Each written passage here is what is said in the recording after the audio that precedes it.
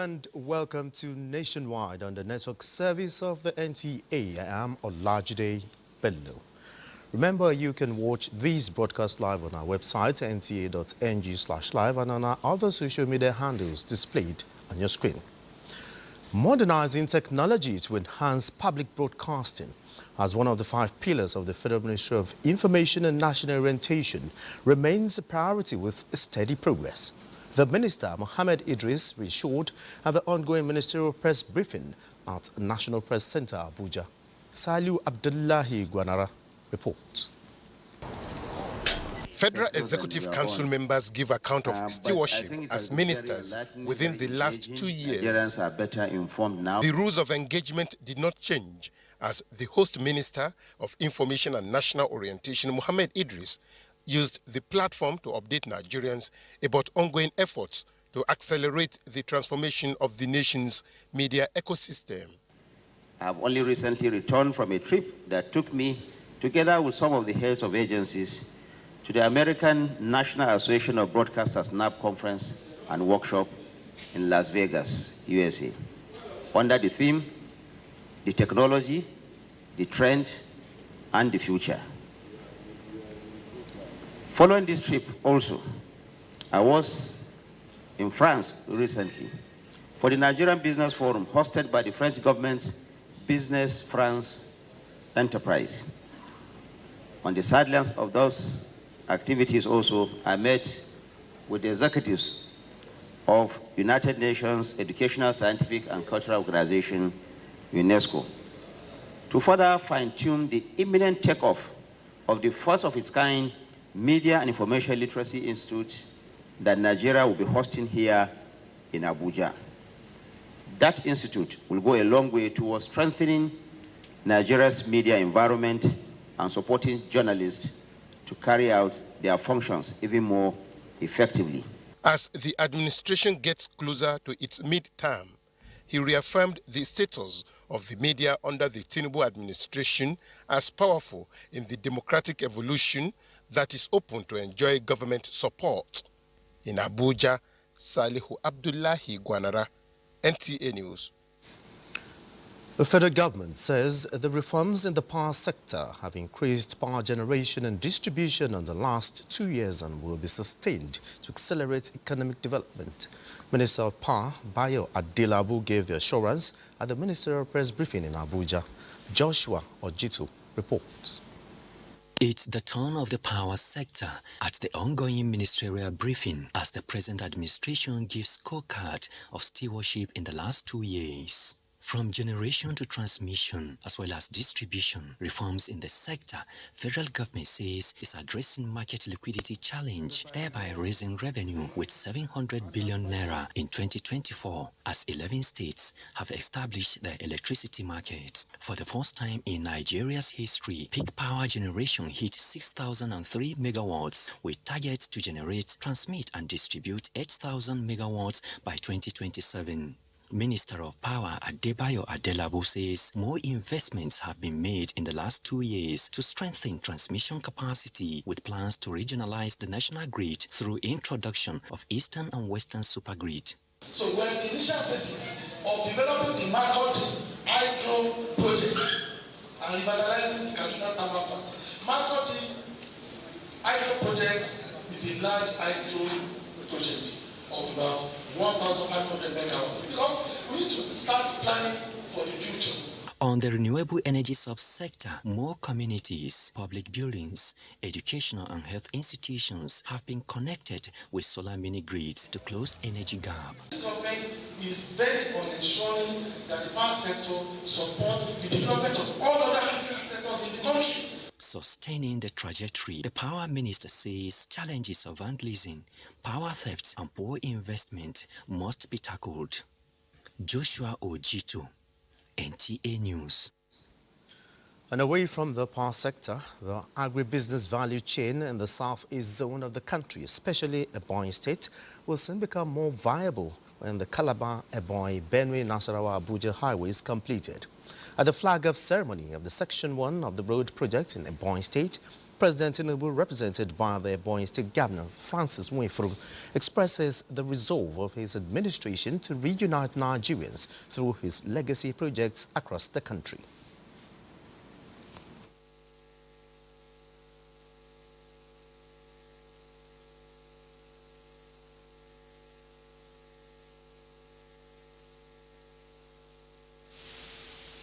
Not only to open access to markets, not only to ease the movement of goods and services, but to reconnect the Nigerian people into a deeper, more fundamental way. And I want to promise the people of Ebonyi State that not only that the project will be completed at the designated time, but it will be completed with a very high quality. We were relegated to the background. Even before now, until President Bola Ahmed Tinubu came, under me 8 years, I could not lay hands on any federal project in this state. Let me tell you that the way it is happening in other zones, now so it happen in Southeast. Minister of Works David Umahi, amongst other personalities, lauded the initiative of President Tinubu to complete all ongoing road projects, as well as constructing new ones that will connect all economic corridors across the country.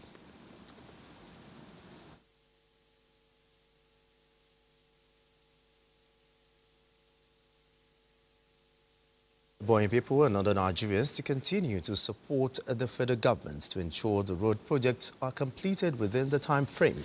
Construction of the 65-kilometer three-lane dual carriageway as a component of the 750-kilometer Lagos-Calabar Coastal Highway Section 3A and 3B in Cross River State has also commenced. And talking health, with targets to cut staggering maternal death toll by 20% and under 5 mortality by 15% by 2027. The federal government of Nigeria has unveiled guidelines and documents to ensure safer birth and a healthier future for mothers and their babies. Minister of Health and Social Welfare Professor Ali Pate, while unveiling the documents in commemoration of the 2025 Safe Motherhood Day in Abuja, said maternal health is a collective responsibility from governments, families to frontline health workers. Especially our state governors in every state. We all must join hands in making sure that safe motherhood is a reality in every village, in every ward, and in every home. And let's ensure that no woman dies while giving birth and that while giving life. And that let's ensure that every child that is born in Nigeria takes their first breath in safety, with love, and with hope. We'd like to encourage the government to enact and uphold laws that protect women and children everywhere, including maternity protection and access to sexual and reproductive health services. We, the partner, including WHO, UN agency, other international organizations, would like to reiterate our commitment to sustain our support to the government. Emphasis was laid on community engagement as crucial in tackling cultural, social and economic factors contributing to high maternal and newborn death in the country. The theme for this year's Safe Motherhood Day is Innovation for Safer Birth, Collective Responsibility to Crush Maternal Mortality. Meanwhile, in pursuit of her mission to enhance national progress through renewed hope initiatives intervention in the health sector, Nigeria's First Lady Oluremi Tinubu has arrived at Ondo State to further drive her health advocacy. Her first engagement was with the Ondo State Traditional Rulers Council, where she renewed her appeal for them to throw their weight behind current efforts by her initiative to scale down prevalence of HIV/AIDS, tuberculosis, cervical cancer, as well as child and maternal mortality in the country. She equally brought them up to speed and planned interventions in other sectors, particularly empowerment for 250 people living with disabilities per state and the Flow with Confidence program, designed to promote hygiene and school attendance among female students with the donation of 10,000 units of sanitary pads per state. Receiving the First Lady on behalf of the Chairman of the State Traditional Rulers Council, the Deji of Akure Oba, Alade Toyibo Ogunlade Alade Lucy appreciated the visit and offered royal prayers to the First Lady. Ondo State Governor Lucky Ayedatiwa, wives of the governors and the members of the RHI team accompanied the First Lady to the meeting. During her two-day working visit to the state, the First Lady will present 10,000 personal protective gears to midwives and flag off the Free to Shine triple elimination campaign for the Southwest. Let's now join Awal in Lagos for more on Nationwide. Good afternoon, Awal. Over to you. Today, for Nigeria to maximize the full potential of the fishing subsector, there is need to adopt best practices and provide a legislative framework that will address the lapses occasioned by obsolete laws of the industry enacted 32 years ago. Joel Popola reports that experts in blue economy say this has become imperative to achieve food security and create employment opportunities along the entire value chain. While briefing the committee members on activities, achievements and challenges of the agency, the Director General and Chief Executive, Professor Martins Emeje, explained that NNMDA has made landmark progress in research and production of natural medicine. He emphasized that the agency is capable of creating economic opportunities for the commercial sector of the country. Two big supports that we have requested, the financial support and the human support. If they give me 15,000 staff, we will deploy them to 10 for each local, 20 for each local government, and in 12 months, this country will be a net exporter of medicinal plants. Impressed by the agency's determination to make natural medicine a household name across the country, Chairman House Committee on Legislative Compliance, Honorable Badawi Yusuf Ahmed, assured the agency that the request presented before the committee will be forwarded to all relevant agencies and necessary action will be taken for the interest of the agency and the country at large. To encourage him to write whatever he has in mind so that he will submit it to us so that we will put it in action. It will reduce the cost of dependence of, foreign medicine. So, and at the same time, it will help our teaming youths to have opportunity of, working opportunity. Members of the committee also went round to inspect facilities of the agency. Speaker House of Representatives Honorable Tajuddin Abbas was also decorated as Natural Medicine Ambassador, while a award of recognition was also given to the best intern students in the agency. In Lagos, Bolaji Akim, NTA News. Sincere apologies. That was Bolaji Akim's report on the committee's visit to NNMDA. Moving on, for Nigeria to maximize the full potential of the fishing subsector, there is a need to adopt best practices and provide a legislative framework that will address the lapses occasioned by obsolete laws of the industry enacted 32 years ago. Joel Popola reports experts in the blue economy say this has become imperative to achieve food security and create employment opportunities along the entire value chain. The resources in the ocean are enormous, and the fishing industry, which has become a money spinner globally, is one subsector that has become a vital source of protein and revenue. Stakeholders in the fishing industry expect Nigeria as a littoral state to be at a vantage position, but this can only be achieved with a fisheries management plan that will revitalize and set a benchmark for the industry. You cannot improve on the fishery without an institutional framework. The institutional framework exists in the Sea Fisheries Act, which is 1992, is more or less obsolete. There are a lot of issues that are not considered there, a lot. So that's the thing that gave rise to reviewing the Fisheries Act and then also developing a management plan to manage the fishery in line with the Review Fisheries Bill, which we hope will be passed into law. Most of the challenges facing the subsector, such as overfishing, open access and other challenges, experts say require a robust legislative framework that is in tandem with this era. Because it's very, very passionate that we should get it right in terms of managing our resource, because fisheries is a very huge resource that needs to be harnessed properly.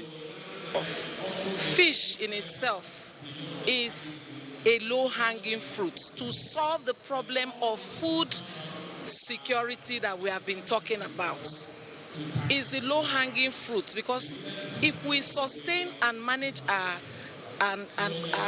fisheries, we will be able to have fish every day throughout the year. Practitioners say collaboration and alignment of thoughts is important to change the unwanted narrative for the benefit of the nation.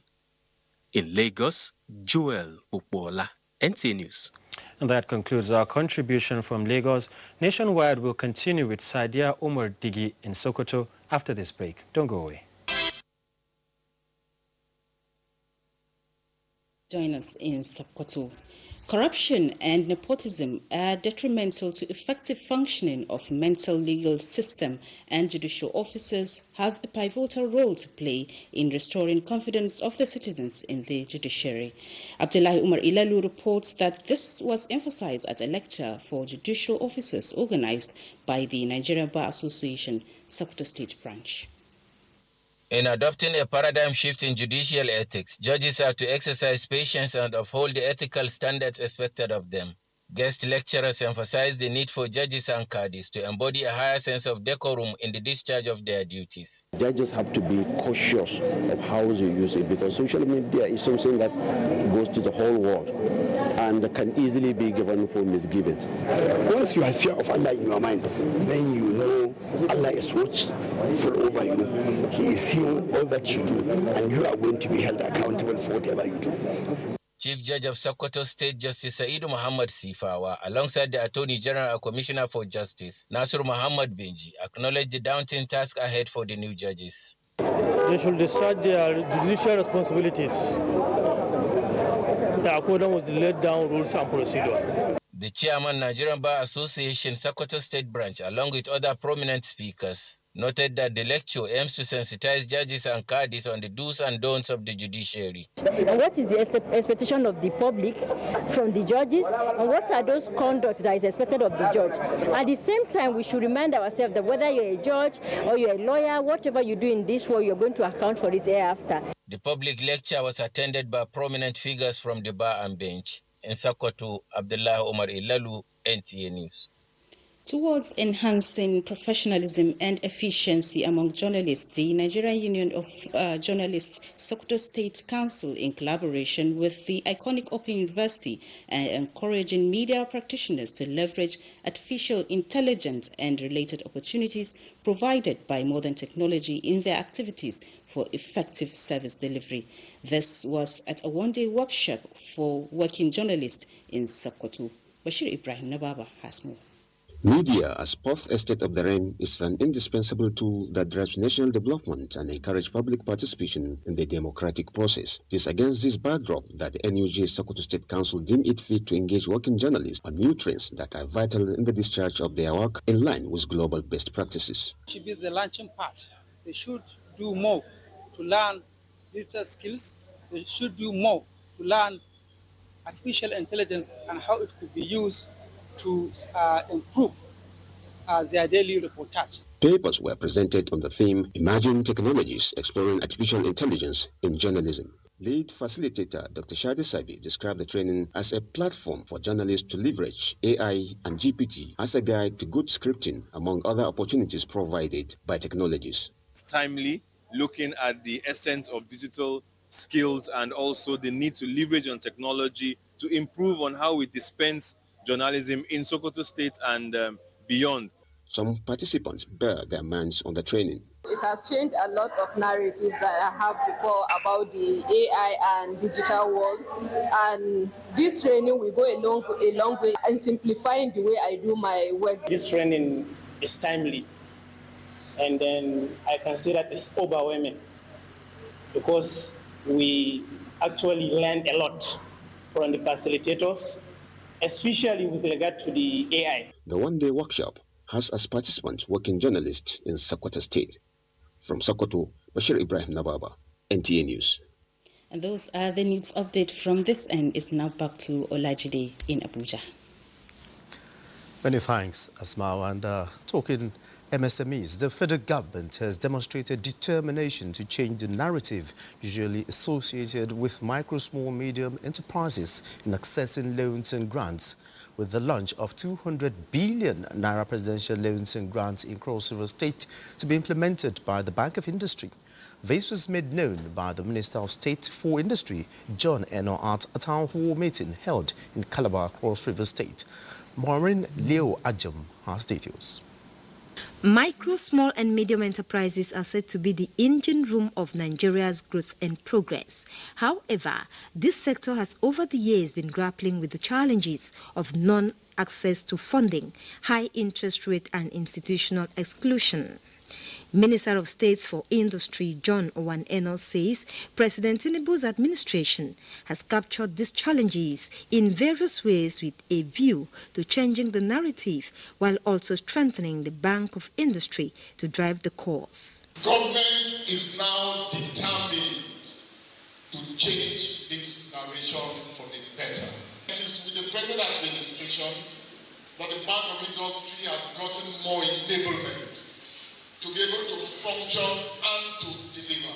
Special Advisor to the President on Job Creation and Micro, Small and Medium Enterprises, Temitola Adekunle, reiterated the availability of funds made by the President to make the country attain its full economic prosperity. The representative of the Cross River State Governor, the Commissioner for Wealth Creation, stated this Cross River State government preparedness to access these funds in partnership with the Bank of Industry. In Calabar, Maureen Leo Ajom, NTA News. On to bilateral relations, arrangements have been concluded to revive the Nigeria-Niger Joint Commission, NNJC. This was where Nigeria's Minister of Foreign Affairs, Yusuf Tuga, embarked on a working visit to his Nigerian counterparts and expressed the need to as well set up a joint consultative forum that will bring together all relevant stakeholders to address common challenges and explore further opportunities to mutually benefit both countries. Garbanata Allah reports. A one-day diplomatic engagement of the Minister of Foreign Affairs, Yusuf Tuga, while in Niamey, the capital of Niger, speaks volumes of Nigeria's desire in sustaining the long-standing relations with its neighbor. Tuga met his counterpart, Bakari Sangare, Minister of Foreign Affairs Cooperation and Nigerians abroad.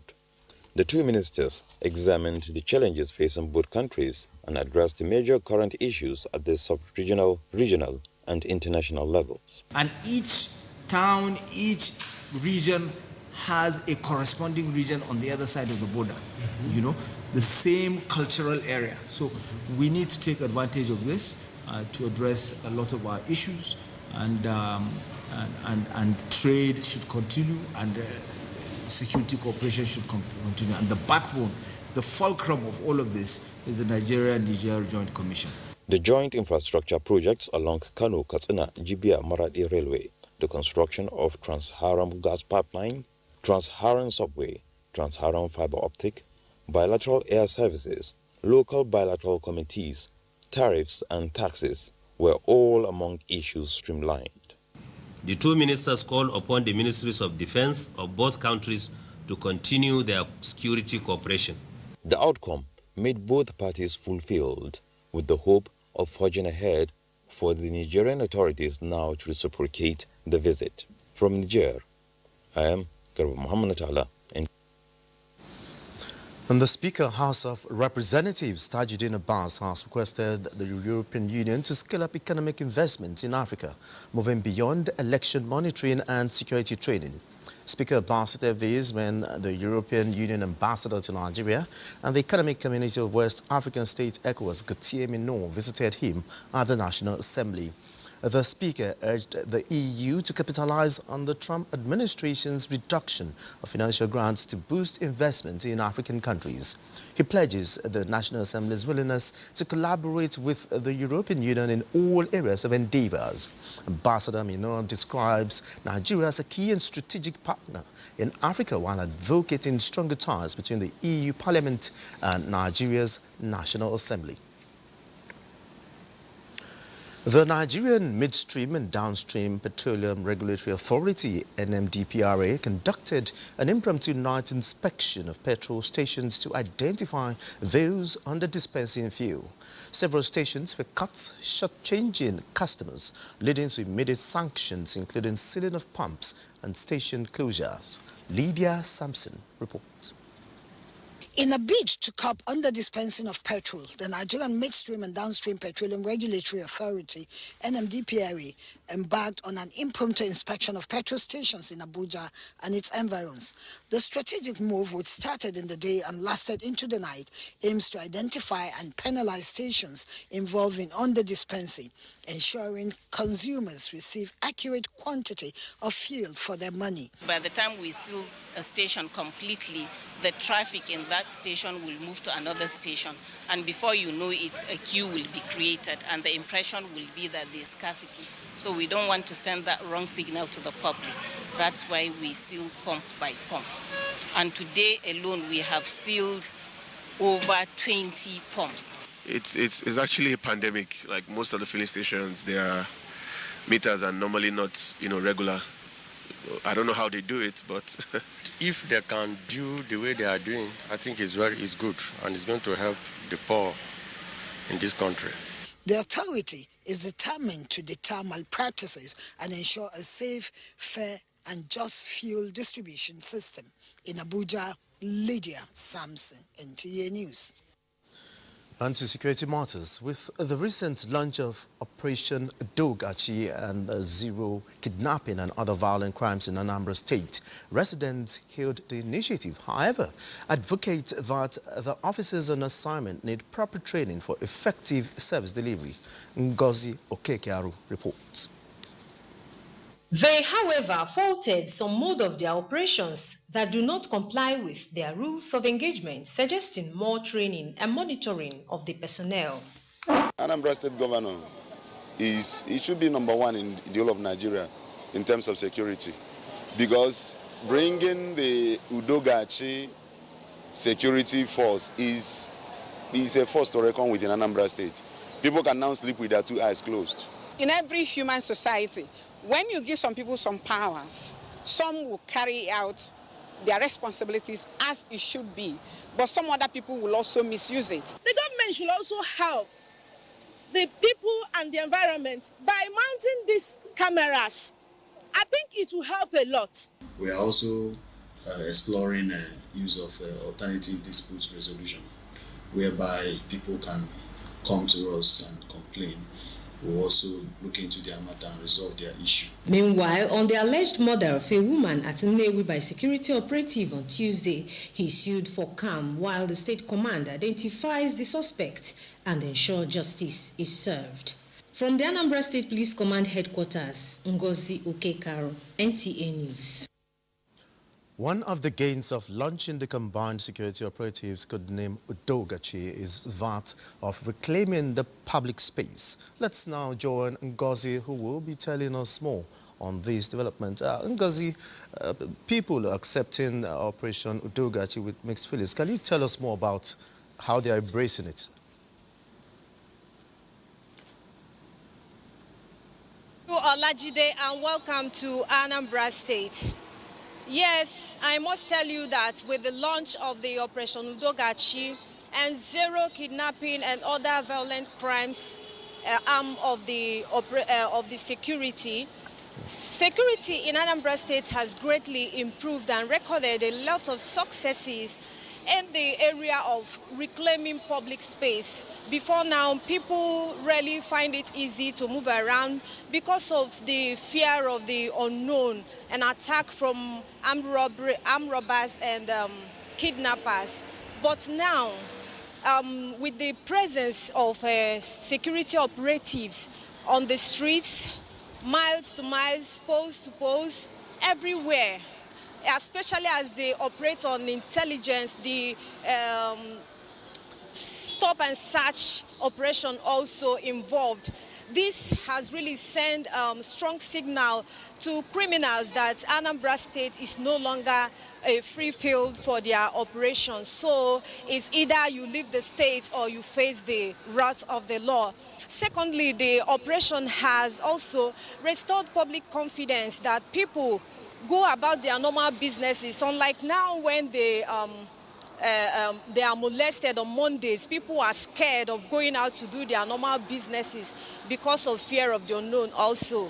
Now people can move about doing their businesses without any fear, especially on Mondays, because there's security presence everywhere. And also, there's an improvement in social life. People can now go about their ceremonies, even in interior villages of the state, everywhere in Anambra State now. Unlike before, that there are some no-go areas.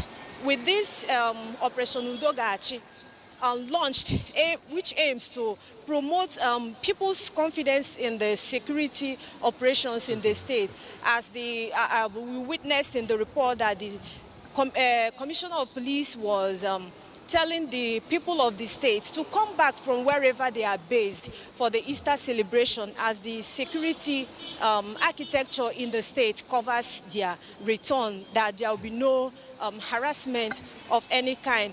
And as residents are describing this as a welcome development, the security agencies also are impressed with the response they are also getting from the residents.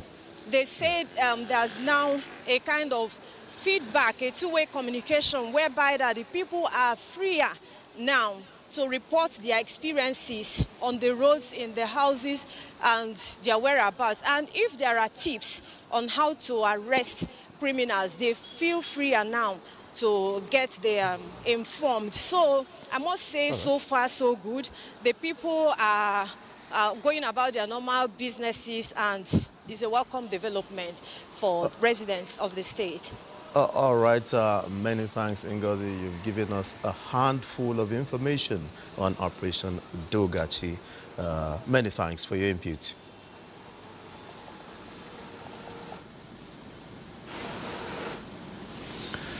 All right, moving on. Today is Holy Thursday, also known as Maundy Thursday, commemorating the Last Supper, symbolizing the Eucharist, adoration, and foot wash, as exemplified by Christ.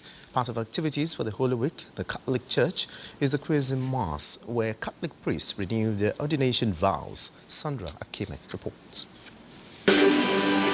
Chrism Mass, a significant event in the Catholic Church, celebrated by bishops and priests, providing an opportunity for them to reflect on their roles and seek guidance and strength for their ministry.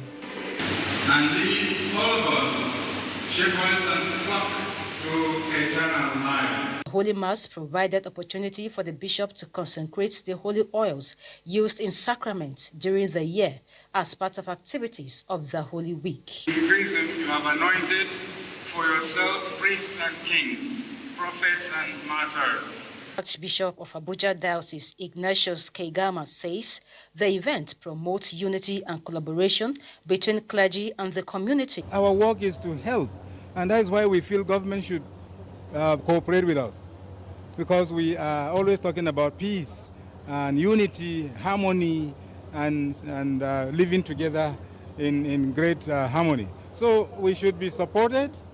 We are ready to do our best. I have told my priests again and again we should be selfless in service. Today I have come to renew my vows which I made when I was ordained a priest. Representative of the Catholic Pope urged the community to always pray for their priests, as they cannot do God's work on their own. Priests should rejoice and give thanks for the great gifts they have received.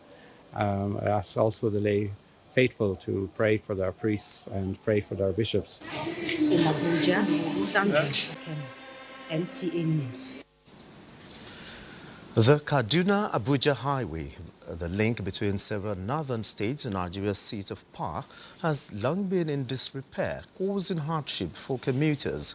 However, President Bola Ahmed Tinubu has reawarded the road's reconstruction to a new firm, this time opting for a concrete pavement.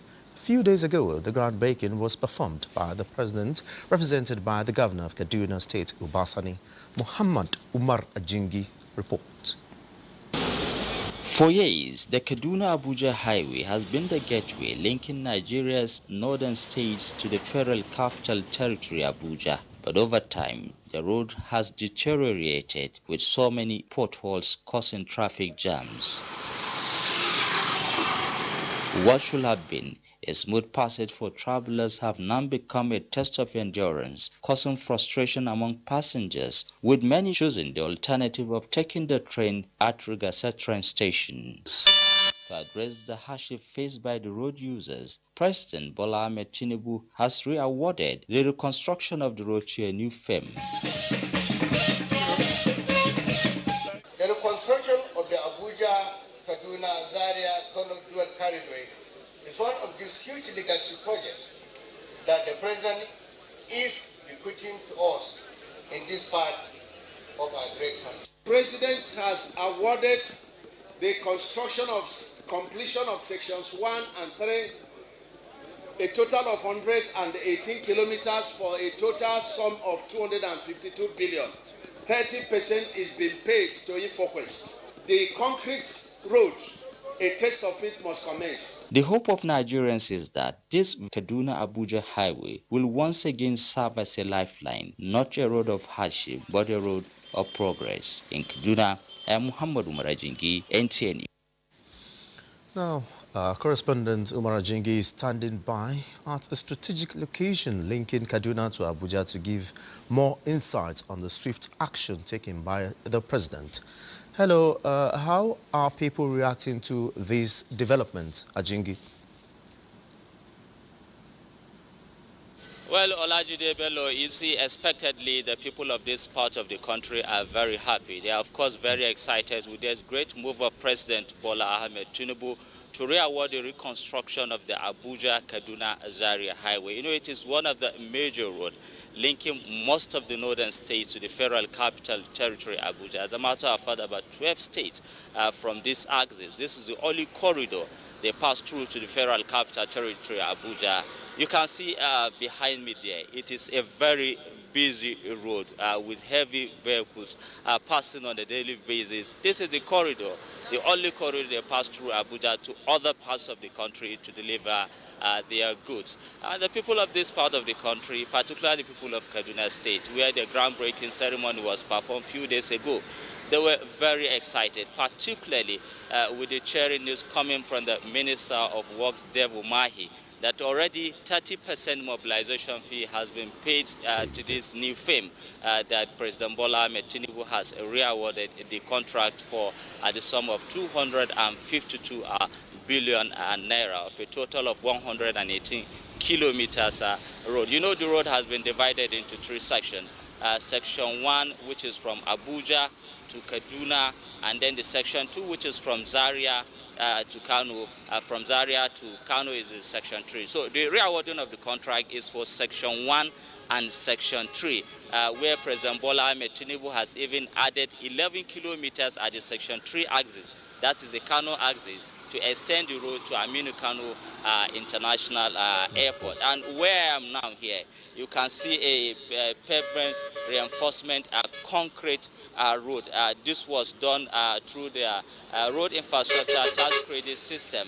That is the Kaduna Eastern Bypass here that will lead to Kau, and then of course link up to the Zaria Kano highway. The people from this part of the country are, of course, very excited, commending President Bola Ahmed Tinubu and hoping that, as the Minister of Works said, that this project will be completed within 14 months to ease the hardship being faced by commuters for very long period of years on this corridor.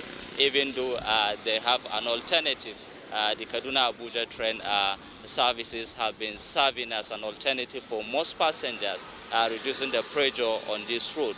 But they are appealing for the contractor to stick to time and complete this very important project, Olajide Bello.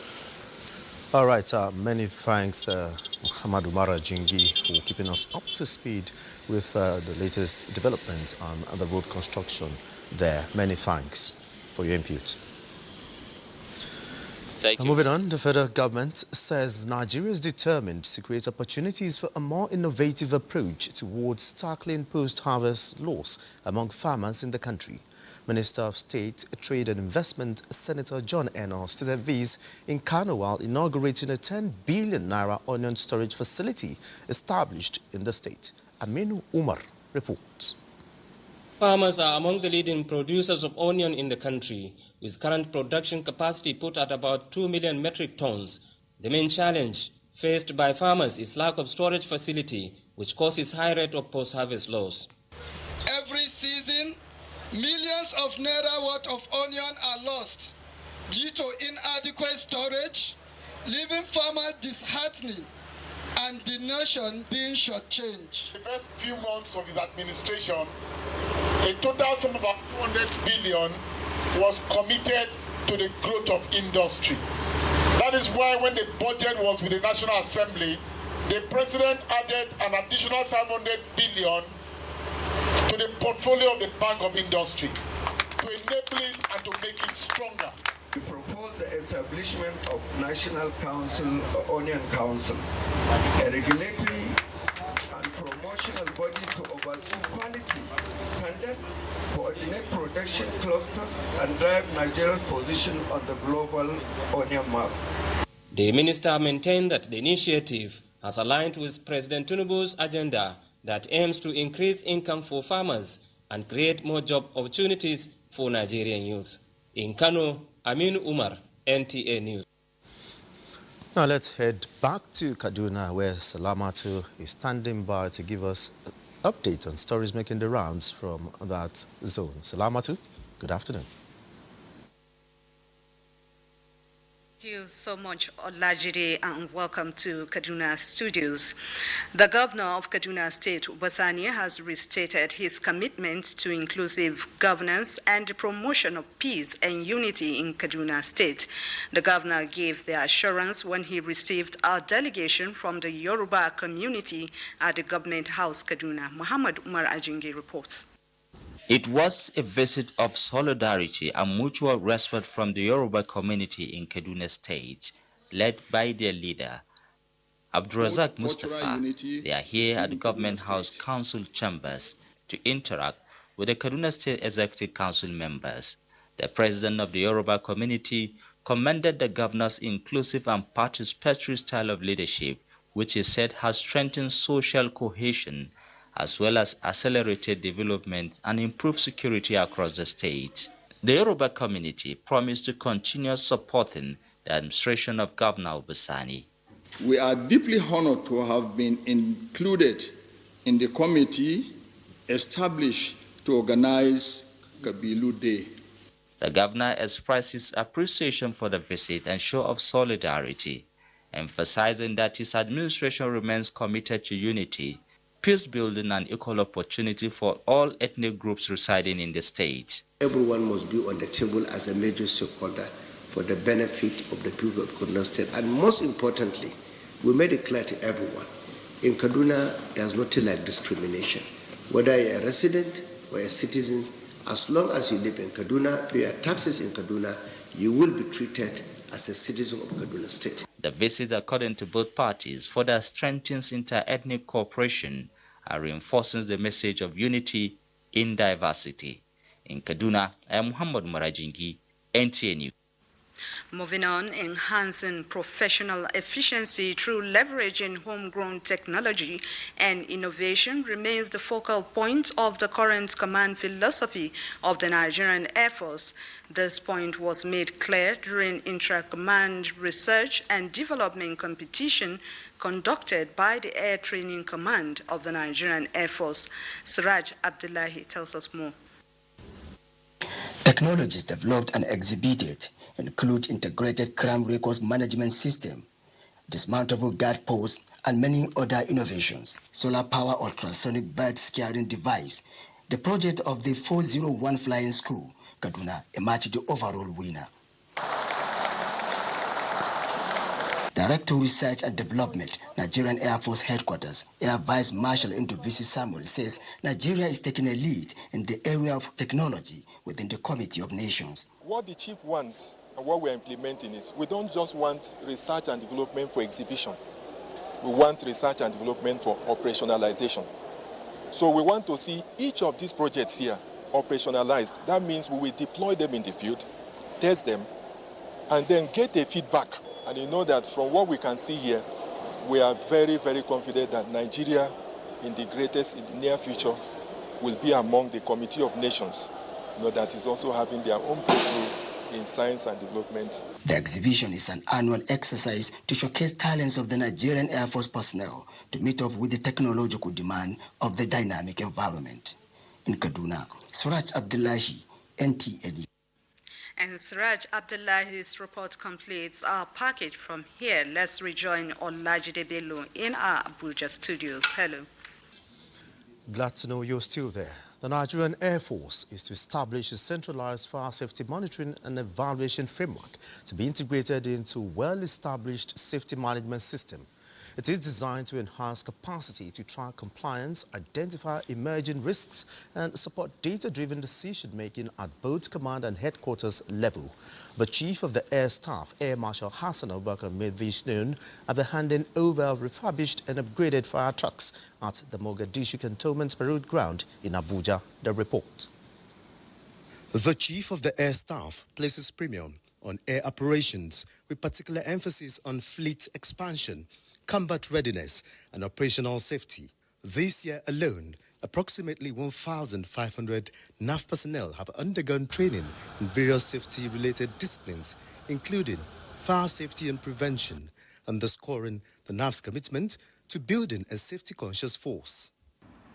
We are undertaking a comprehensive overhaul of our fire safety equipment to ensure seamless and secure air operations across all our units. As an integral component of this thrust, fire safety is receiving renewed and focused attention. This framework is designed to enhance our capacity to track compliance, identify emerging risks, and support data-driven decision-making at both command and headquarters levels. The Nigerian Air Force says it will continue to invest in capacity building, innovation and infrastructure that enhance combat readiness with a view to keep striving to build a force that is not only air-minded but safety-focused, agile and resilient. The Nigerian Army has appointed its first female Director, Army Public Relations, Lieutenant Colonel Anele Onyechi, to serve in acting capacity. Lieutenant Colonel Anele takes over from Major General Onyema Nwachukwu, who was posted to the Nigerian Army Future Heritage Center, and the appointment takes effect from April 22, 2025. She has served as a Public Relations Officer at the Office of the Chief of the Army Staff, and until her recent appointment, she was serving at the Defense Headquarters Department of Civil Military Relations. She is a member of the Direct Regular Course 15 and a member of the Nigeria Institute of Public Relations.